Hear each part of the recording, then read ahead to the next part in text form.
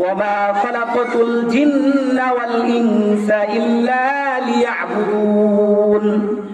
আমি মানুষ এবং জিনদেরকে দুনিয়ার ভিতরে পাঠাইছি একমাত্র আমি আল্লাহ রাব্বুল আলামিনের ইবাদত বন্দেগী করার জন্য। কেন পাঠাইছেন বলেন তো? আল্লাহর ইবাদত বন্দেগী করার জন্য পাঠাইছেন। এই দুনিয়ার ভিতরে আমাদেরকে গুনার কাজ করার জন্য আল্লাহ রাব্বুল আলামিন পাঠান নাই। এই জন্য বেশি থেকে বেশি আল্লাহ রাব্বুল আলামিনের ইবাদত বন্দেগী করতে হবে।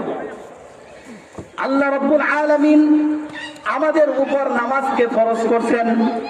এখন এই অন্তরের ভিতরে গুনার দাগ থাকার কারণে আমরা নামাজটা ভালোভাবে পড়তে পারতেছি না। নামাজ আমাদের ভালো লাগে না।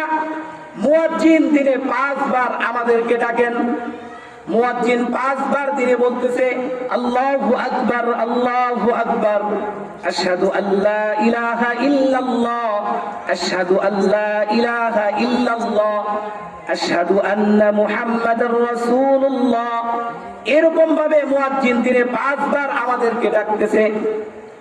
দুনিয়ার ভিতরে এমন কোন জায়গা নাই যেই জায়গার ভিতরে মানুষ আপনাকে বারবার ডাকে, কিন্তু আল্লাহ রাব্বুল আলামিন তার বান্দাকে প্রতিদিন 5 বার করে ডাকেন যে তোমরা কল্যাণের দিকে আসো, তোমরা আমি আল্লাহ রাব্বুল আলামিনের ইবাদত বন্দেগী করার জন্য আসো।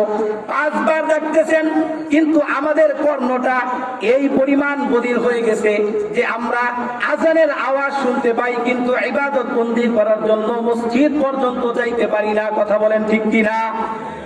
মসজিদ পর্যন্ত আমরা যাইতে পারি না। তাহলে আমাদের কি হলো? আল্লাহ রাব্বুল আলামিন আমাদেরকে পাঠাইছেন ইবাদত বন্দেগী করার জন্য। মসজিদ শব্দের অর্থ কি জানেন? মসজিদ শব্দের অর্থ হচ্ছে সেজদা করার জায়গা।